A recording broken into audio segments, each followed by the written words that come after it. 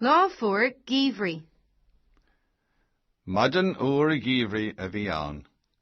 Bhí daddy ag dul ag obair. Bhí sé sa chár. Bhí sé ag éisteacht leis an nuacht. Dúirt an léthóir nuachta go raibh leacair ar an móthir.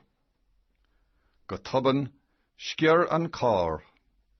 Bhí agla ar daddy ach bhí sé ceart go leor. Ceistena. Ceiste hain. Cén sort maidin a bhí ann. Ceiste dó. Cá raibh daddy ag dul.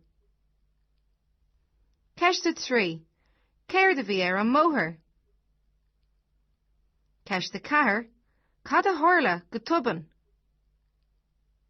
Ceiste cuaig. An raibh áthas ar daddy?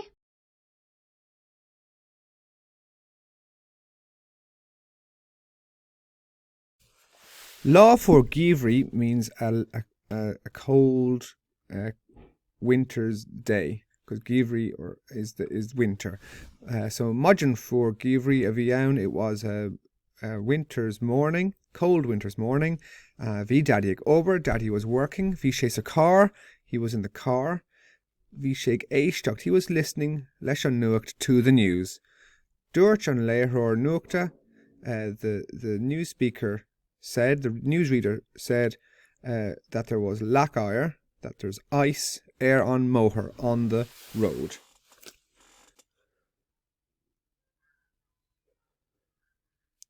Go tobann means suddenly. Scior an car. The car skidded. Bhí agla ar daddy. Daddy was scared. Ach bhí sé ceart go leor, but he was okay.